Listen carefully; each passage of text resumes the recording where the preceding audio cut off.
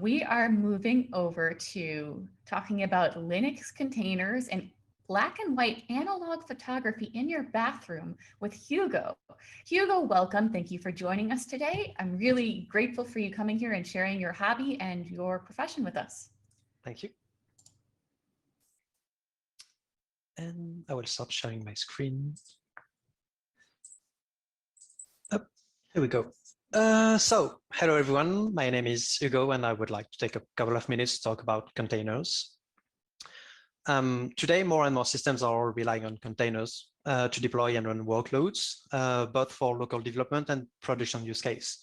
You probably heard of Docker, Kubernetes, Rancher, or LXC. All of those technologies are relying on containers in a given fashion.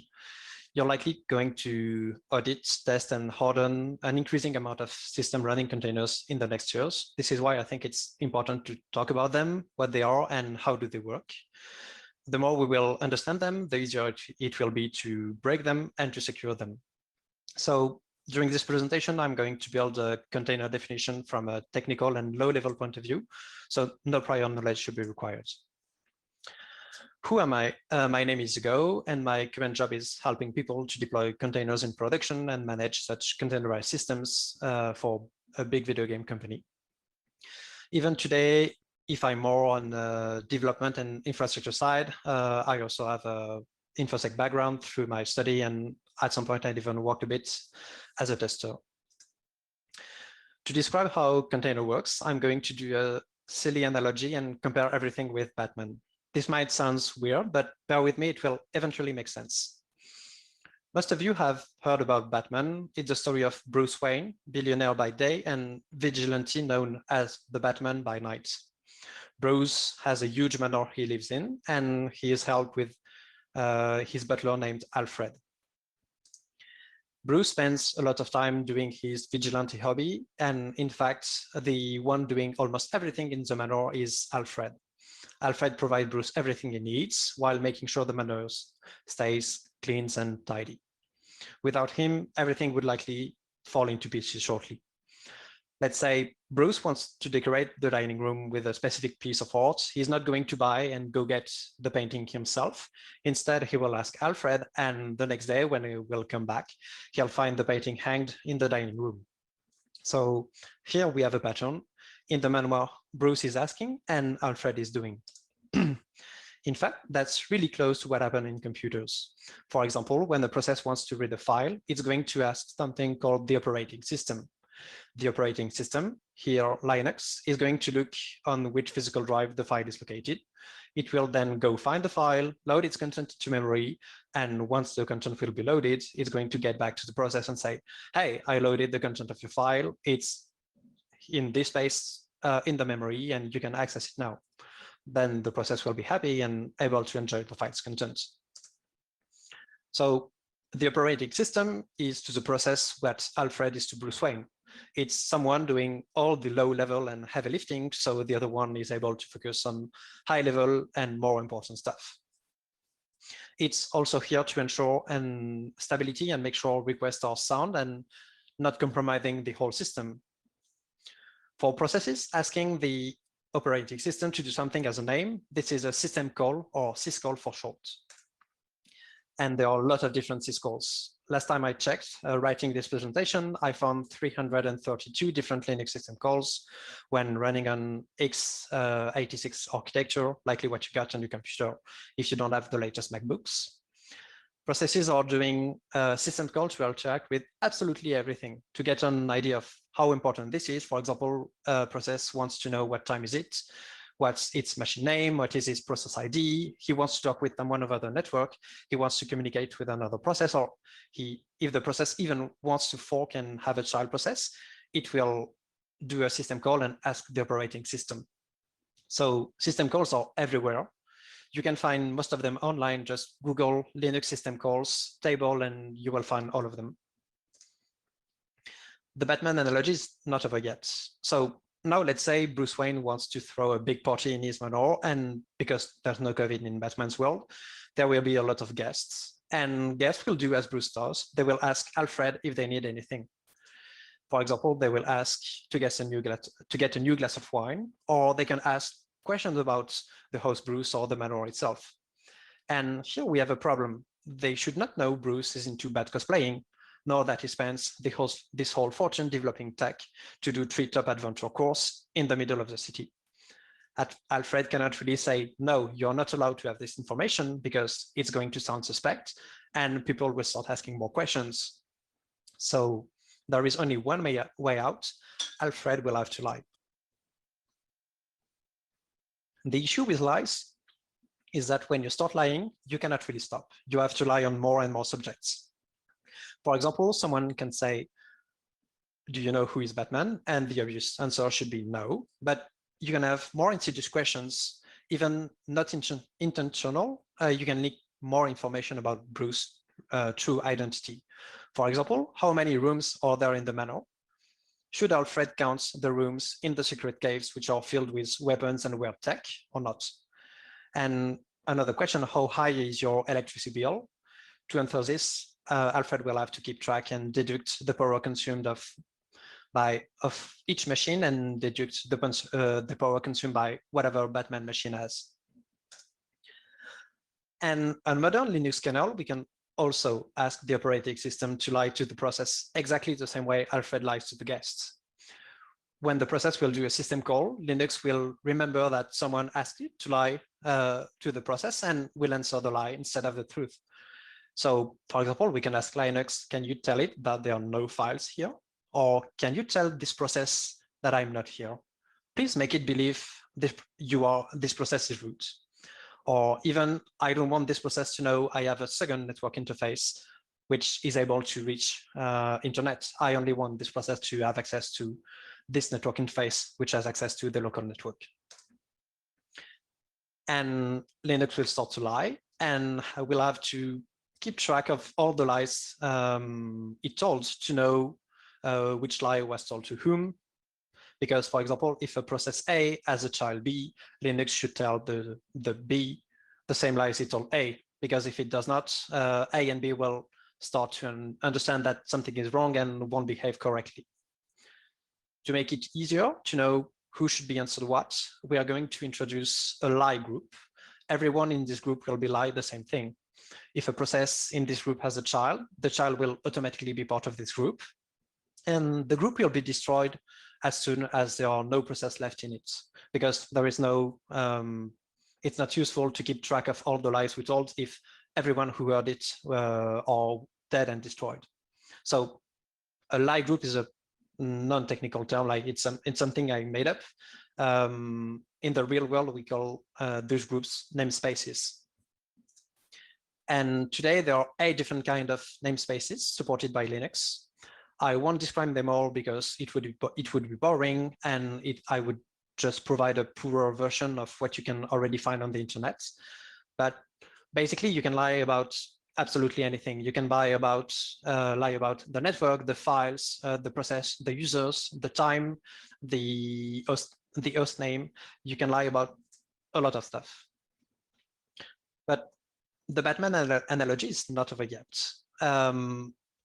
You might know that Batman has a sidekick, which is called Robin. And in fact, Batman had multiple Robins. Each time a Robin stops being Robin because he wants to do something else or dies, Batman will enroll a new young people to help him with his activity. And this person will become the new Robin. Those people know who Batman is, but they don't have full access to the manual resource. For example, they cannot ask Alfred, hey, I want to buy everything. I want to buy Tesla, for example, and I want to use all Batman's fortune. They have the information, but they cannot consume everything. And this pattern will also have it in the Linux world. We want to be sure that no one is exhausting all the resource. We don't have a manual. We have a machine, and this machine has a given amount of resources, and we don't want any process to consume them all. So we are going to introduce something called a control group. And this time it's not a term that I made up, it's a real technical term. And this does exactly what its name says. It controls processes which are in this group.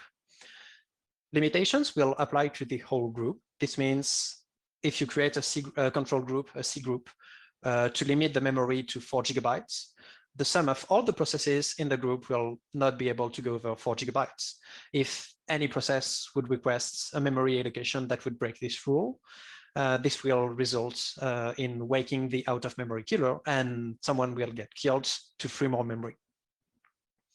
As for namespaces, there are a lot of different C groups, and there's a twist. C groups were implemented in 2 versions, versions 1 and version 2. You can find a lot of extensive documentation on the internet about this.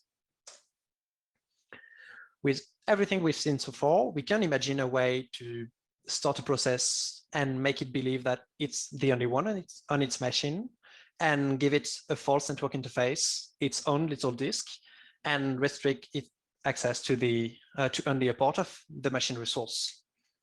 And in this case, we would call this this process a container.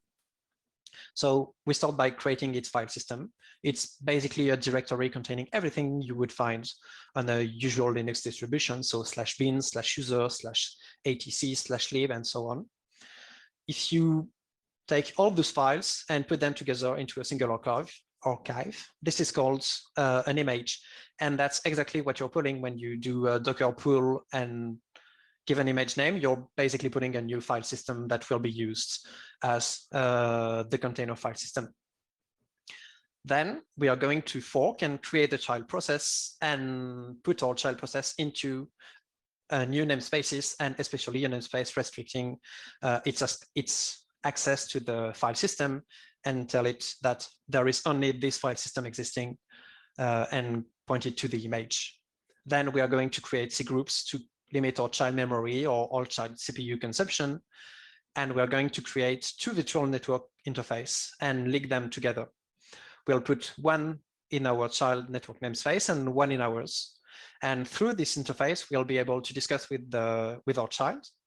And our child will only see this interface, so it will talk to us using this interface, and we are going to forward the traffic to the outside world. And when we'll have response, for example, if it does a HTTP GET, we are going to have the response and send it back to the process. So we will control all the traffic going in and out of the container. If you're used to Linux system administration, it's basically using IP tables and implementing a NAT using IP tables, exactly as you would do on any corporate network. Then everything is ready to start our containerized process. So we ask our child living in the namespace to transform itself into the process we want to run. So for example, I want to run an Nginx HTTP server. So I will ask my process, hey, can you morph into an Nginx HTTP server? And there is a Linux system call for that, which is called execve, and will allow any process to turn itself into another process. So your child will ask Linux to, hey, I want to become Nginx, and Linux will kill your child and start Nginx instead. Once done, there will be no trace left of our child, and we'll have a process running in its own namespace with its own file system. And its only way to communicate with the outside world would be through the network interface we manage, and we'll have a container. Now we finally have a technical definition of what a container is, but what does it mean from a security point of view? First, it means if you're Bruce Wayne, you can see everything happening inside the containers. You can fire htop and see all the process running. It's the opposite of a virtual machine. Like, you will be able to see this process is running, have this child, and is running in this namespace, and has this as those can access those resources, for example. So basically, when you're root and on the host, you can see everything. You can enter namespaces. That's really useful to debug or to perform lateral movements. You can ask Linux to open a new shell and say, I want to view things as this container sees. And you will have pop a new shell, and this shell will be restricted in all the namespaces and C groups. So you'll be able to understand what the containerized process sees. If you're in a container and privileged enough, you can even ask Linux to get out of your namespace and get back to the original namespace. And that would mean getting out of the container, and that's the thing we want to avoid. And there is a last thing which is a bit difficult, but we are lying to the process and making it believe it is root, for example. And if we are doing that, we'll have to follow the rules of a root user. This means if we are going to give access to a resource to the process, and the process wants to do something, it will do something as root, even if from the host point of view, it is not root, which is running its user 182, for example.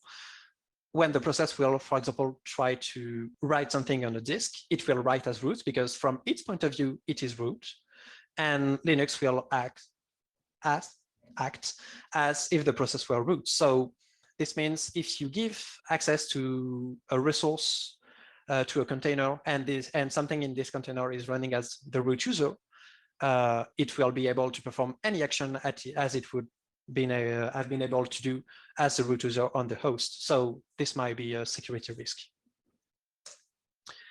To conclude this introduction to Linux container, I will cite Elias Goldfuss, who perfectly summed up everything in a single sentence. Containers are processes born from tarbals. Tarbals are the image, anchored to namespace and controlled by C groups.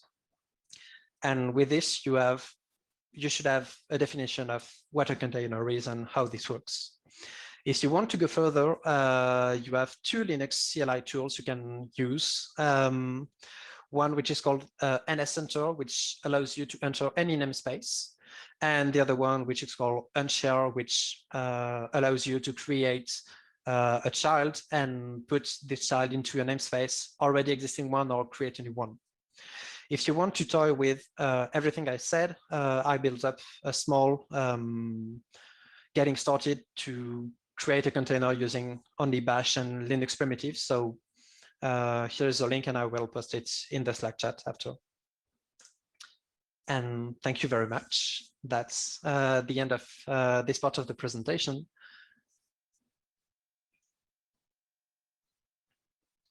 And I'm going to, I think if we have time, we're going to take the questions after. So I'm going to move to the second part just now, which is black and white analog photography in your bathroom.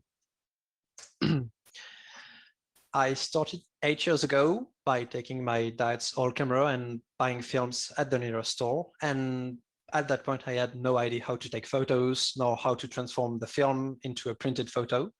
I was just buying the local photo shop and giving them the film, and I got back 1 week later with the film and the negatives and the USB key with all the scanned photos. Then a friend started to develop his photo himself, and I gave it a try, and it ended up being as interesting as taking the photo. So during the next 10 minutes, we'll talk about developing black and white films at home in your bathroom. Why would you want to develop your own photos? First of all, it's a really nice do-it-yourself hobby. It has a lot of technique you can learn and improve. So you always have this feeling of I learned something new or I'm getting better at it. And it's something which is really rewarding. And by comparison with the digital photography, you don't have any instant or free feedback. You have to wait and put some effort in order to convert that piece of film into something meaningful that can be shown to people, which is the final photo. And the delay between when you take the photo and when you can finally see it contributes a lot to the reward feeling you get. So by waiting, that's kind of weird, but by waiting 1 week, you're way more rewarded than if you had the photo instantly on your screen and have been able to post it on Facebook. It might sound weird, but analog photography is kind of cheap compared to whatever costs a decent digital camera today. Yes, you will have to buy $100 of chemicals and pay for the films, but with it, you should be able to take about 500 pics. So if you're not taking a lot of photos, this will likely cost less than buying a full-featured digital camera. The last benefit is the cultural aspect of taking photos. And the talk just before talked about having a hobby and an artistic one. And it kind of goes in the same way. Because photo is both a technique and an art. By studying the technique, you end up exchanging with people with an artistic background. And that's something really interesting when you're coming from a technical background and working with computers all the day. That really gets you out of your bubble and allow you to do and try more creative stuff and discuss with more creative people. Analog photography is a 4-step process. Basically, we take the picture, that's the fun part, everyone already knows about. Then we develop the film. This is the process of getting from the film in its metallic case into something that won't get destroyed by light or time, that will be called a negative. By looking at negative, we can choose the best photo. This can take a lot of time because we have a lot of photos and those are really small. And when we finally decide which one is best, we can print them either by scanning the negative or using a more classical way of printing photo. I will get back to it later. The first half of the steps can be done easily without too much equipment. That's the part I will focus on, as in my experience, it's the easiest way to get started with analog photography. To take the photo, you need a camera. It costs around $100 today, black and white film, and a way to measure light if your camera does not have it. If you don't have a way to measure light in your camera, you can use a phone app for this or buy a light meter. The camera is composed of a lens, an obturator, and a film. The lens is taking all the light coming from the object you want to take a photo and redirecting it to the film. And the obturator is here to block the light from hitting the film to avoid burning the film. When you press the trigger, the obturator quickly opens and closes, and it lets a small quantity of light hit the film. At this point, there is an image on the film composed of microscopic black dots. Those dots are so small, even the most powerful microscope would not see them. If we had a steady subject, we could keep the obturator open for several hours and the paper would slowly turn dark and we will start to see the image. But as you might have guessed, it's not really practical to ask someone to say, to do not move during 2 hours in order to take a single photo. So we have to get another way of making this picture visible, and hopefully we are going to do it using chemistry. This part, making the photo visible, is called development, and it's a multi-step process. The goal is to go from a film in its metal roll with an image we cannot see and which is still light sensitive, to a film with a visible image, not reacting to light anymore, and that will not be destroyed by the time. And we call this result a negative. We have to move the film from its plastic case into a light-proof tank, where we'll be able to pour the chemicals in. The issue is the lights burn the film. So even the red lights you see in the movies will burn the film and you won't be able to see anything if the film sees light.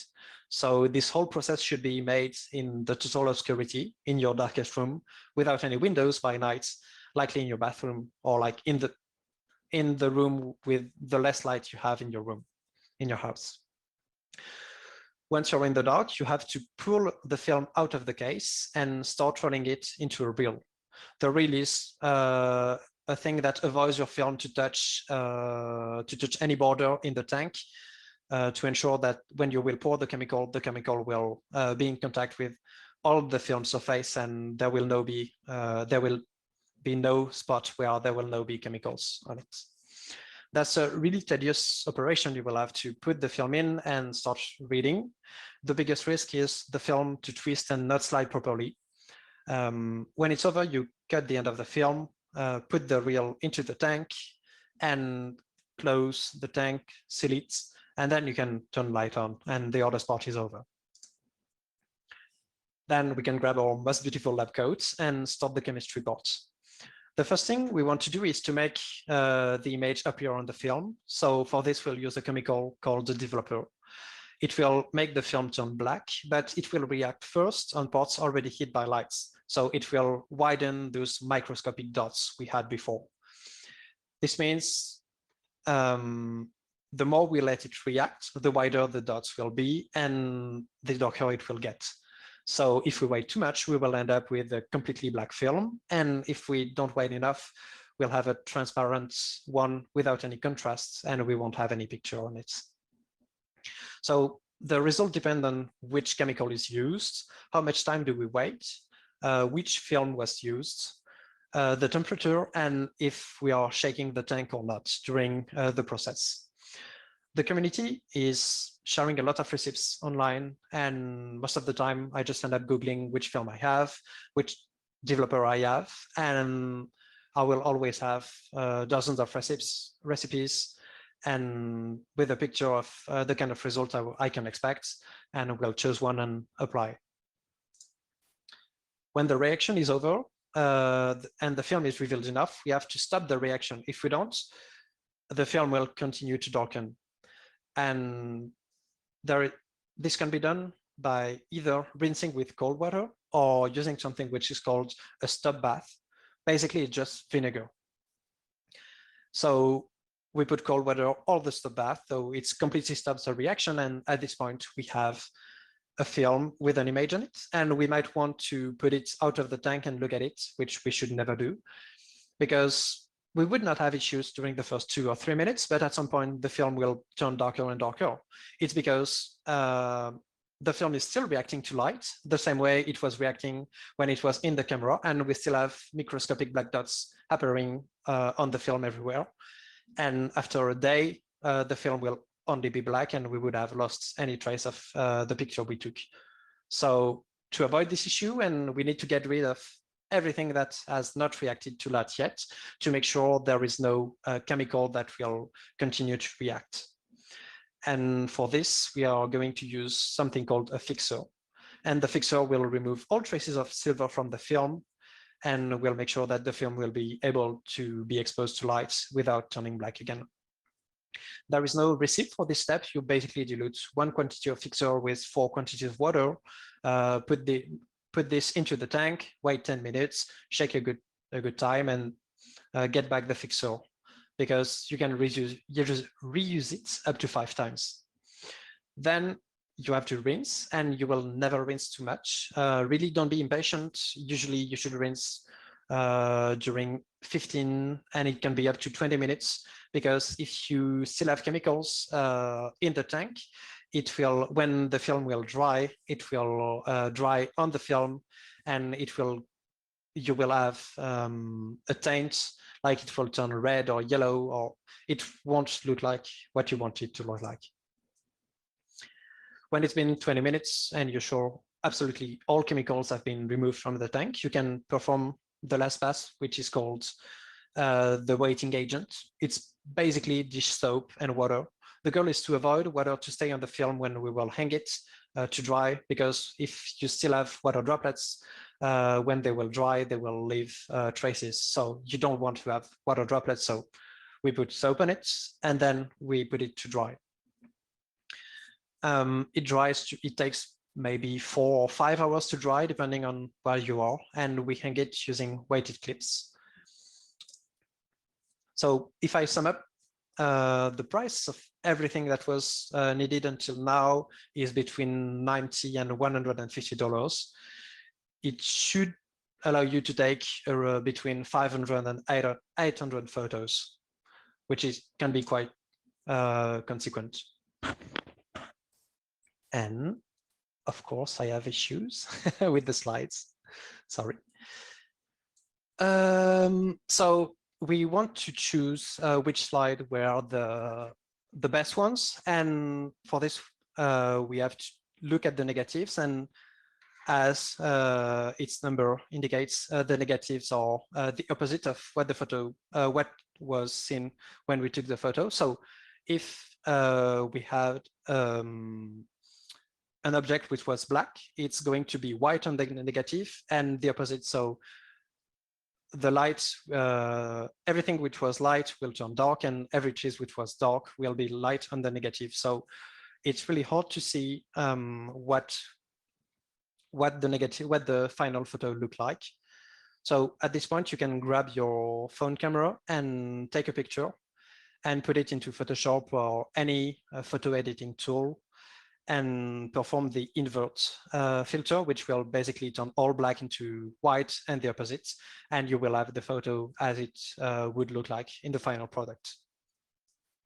You can also bring the negatives to your local photo shop and ask them to scan them. They have high density negatives film scanners, and they can give you digital versions of the photo you took. That's a nice way to have all the photos, to know what they will look like, and you will even be able to share with the people you can send the photos on Facebook or send them by email to the people who are in the photos.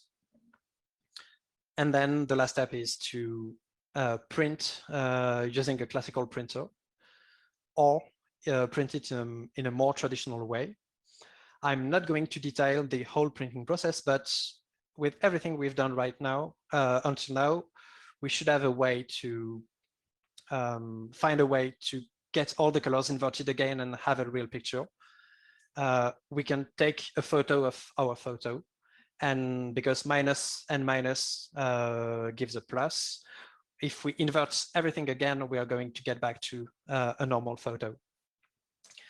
And this is done by taking a photo of the photo again. So we use something called an enlarger, and it's basically, we have a source of light, we put the film behind it, and the light goes through the film, and there is a lens, and it's going to project the photo on a paper, and you're going to print your photo on the paper using, you're basically taking a photo of your photo, but instead of a film, you're going to use a paper. Then this paper, you will do the usual steps, like you will develop it, then use a fixer, then rinse it, then use a stop bath. And this whole printing process requires way more space and tools than just developing the photos. It can still be done in your bathroom, but it requires a bigger investment. And I really don't advise trying to do everything at once. Mastering the development process and making your own negatives is already a complex first step. And maybe waiting to be familiar with everything before trying out printing your photos is a good idea.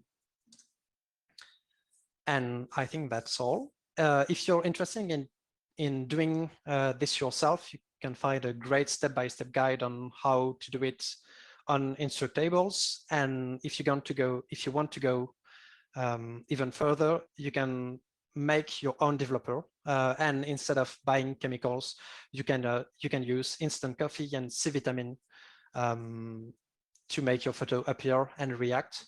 And on the plus side, you will be able to throw everything in the sink and not pollute, and not have to keep everything in a jar because it pollutes. So thank you very much. That's the end of the second presentation. If you don't mind, there are some questions for you. Yes, sure. So the first one is regarding containers. What are the privileges that a process needs to escape a container? And have you ever managed to simulate it? You can have, you need two things. You need to be able to, you need to run as a root user in most of the case to be able to escape. That's the first part. So if you're running as a non-privileged user, you will not have the permission to perform the Linux system call to go back to the original namespace. And the second thing is there are things called capabilities, and you have to be able to perform certain system calls, and there are, for example, a lot of syscalls allowing you to change namespace or put under what is called a capability. And when you're creating containers, you can tell Linux, I want this capability to be available, and by default, this is not the case. If you're running on Docker or on Kubernetes with the privilege flag, you're explicitly saying Linux that you want this container to have capabilities of doing everything and, for example, get out of its own namespace. And the last thing you will need to get out of your namespace is to view, to be able to view the original namespace to get out of it. Because you're not getting out, you're entering again the namespace you were before being containerized. And yes, of course, it can be used, it can be done. And in fact, that's what I'm using today if I want to debug a container in production and I have issues on the hosts and I don't have SSH access to the host. I'm going to run a privileged container and I will attach in this container, and from this container I will go back to the host file system and it will act as if I had SSH root connection on the host, even if in fact I'm just opening a container on the system and getting out of it. So yeah, it's totally feasible to get out of a container, but by default, most of the system do not give you the capabilities to do so. So we have a bit younger audience in some of these cases who aren't used to film developing, and they want to know why the red lights. Okay, the red lights is used on the second port, the printing port, because it would be kind of tedious to print. You have the paper and you want to print on the paper and be able to, and you want to be able to know where the paper is and put it in the next bath and everything. And in this case, we use the paper does not react to this red light. So to avoid being on the dark all the time, we use a specific red light that will not burn the paper. But this is not the case for the films, the one you have in the camera. This one reacts also to the red light, so they would be burnt by this light. But when you're using paper, the paper is not burned by the red light, so it allows you to do everything as if you would be in the dark, but in fact, you can always see something. And the next question is, do you have a favorite 35mm film that you use today? I love the Kodak 3X. The original, they stopped producing it. It was one of the most used film because it gives you this really retro grain, like you have really, it's not pixels, but you see really dots of black and white, and this grunge effect, which is kind of authentic. And yeah, 3X really gives you this this effect while being cheap. All right, the next question is a fun one. Who is your favorite Batman villain and why? I don't really have. I think it would be, yeah, I know it's mainstream, but I love the Joker. Who doesn't? Yeah, the way it was depicted in the films is a really interesting way of treating the character. So yeah, it would be the Joker. And the final question I have for you from the people in the audience is, what camera do you use currently to shoot film with? I'm using both. So I'm doing black and white on my main camera, which is Canon A1, which looks like a Canon AE1. And I also use a lot of, I don't know, disposable cameras for trips, or each time I don't want to take the camera because I fear it's going to break or I'm not sure about the weather or anything, I will just take disposable cameras, and I use a lot of them. Perfect. Well, thank you so much for sharing both of these topics with you. I've seen so many comments today that this is the most approachable talk on containers people have ever seen. So thank you so much for that, and also sharing your photography knowledge, because it's a dying art, and hopefully we can get more people interested in it. Yeah, thank you so much. Thank you, Leslie.